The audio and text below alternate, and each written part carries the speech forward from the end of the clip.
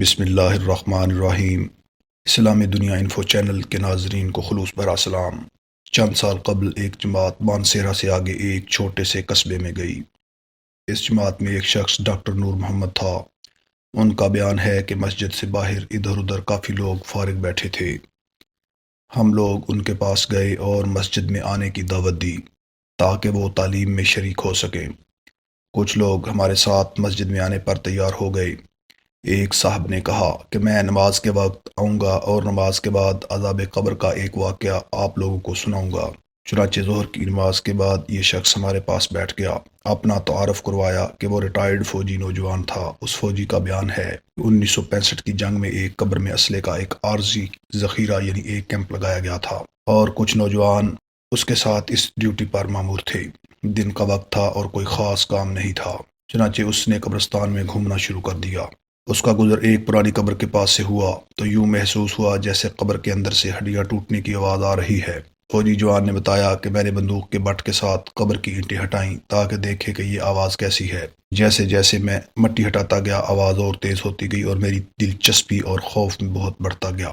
دن کا وقت تھا، روشنی خوب پھیلی ہوئی تھی۔ کیا دیکھتا ہوں کہ قبر کے اندر انسانی ہڈیوں کا ڈھانچہ پڑا ہوا ہے اور اس پر چوہے کی شکل کا ایک جانور بیٹھا ہوا ہے، اور جب وہ منہ اس ڈھانچے کے اوپر مارتا ہے تو سارا ڈھانچہ اکڑ جاتا ہے اور ہڈیوں کے ٹوٹنے اور چٹخنے کی آواز آتی ہے۔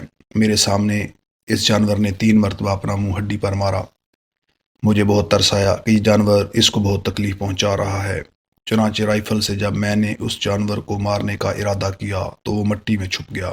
تھوڑی دیر کے بعد وہ جانور قبر سے نکل کر میری طرف لپکا اور میرے اوپر ایسی دہشت سوار ہوئی کہ میں اسے مارنا بھول کر اپنی جان بچانے کی خاطر بھاگ کھڑا ہوا۔ کافی دور جانے کے بعد میں نے مڑ کر دیکھا، وہ جانور میرے پیچھے تیزی سے بھاگا رہا تھا۔ قریب ہی پانی کا ایک گڑھا تھا۔ اس جانور سے بچنے کے لیے میں اس جوہڑ یعنی گڑھے میں داخل ہو گیا۔ میں نے پیچھے مڑ کر دیکھا کہ جانور جوہڑ کے کنارے پر آ کر رک گیا ہے اور کچھ دیر کے بعد اس نے اپنا منہ پانی میں ڈال دیا۔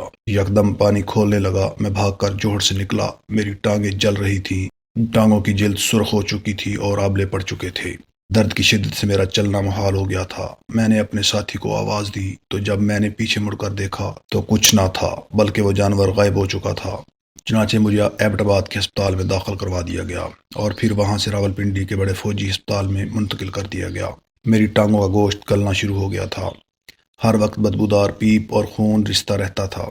کسی علاج سے افاقہ نہیں ہوا مگر مرض بڑھتا گیا۔ جیسے جیسے دوائی لگتی رہی ویسے ویسے جسم سے گوشت علیحدہ ہوتا گیا۔ اس وقت دونوں ٹانگوں کی صرف ہڈیاں بچ گئی ہیں۔ گوشت آہستہ آہستہ گل کر علیحدہ ہو چکا ہے اور ہر وقت مردے کی سی بدبو آتی رہتی ہے۔ پھر اس شخص نے ہمیں اپنی دونوں ٹانگیں دکھائیں جن پر پٹیاں بندھی ہوئی تھیں۔ اللہ معاف فرمائے، اللہ تعالی ہمیں قبر اور جہنم کے عذاب سے محفوظ رکھے، آمین۔ اس واقعے سے ہمیں یہ سبق ملتا ہے، بے شک بعض دفعہ اللہ تعالیٰ لوگوں کی عبرت کے لیے دنیا میں ہی اپنے عذاب کا مشاہدہ کرا دیتا ہے۔ اللہ تعالیٰ ہمیں اعمال صالح کرنے کی توفیق عطا فرمائے، آمین۔ ناظرین، اگلی ویڈیو میں پھر ملاقات ہوگی۔ اللہ حافظ۔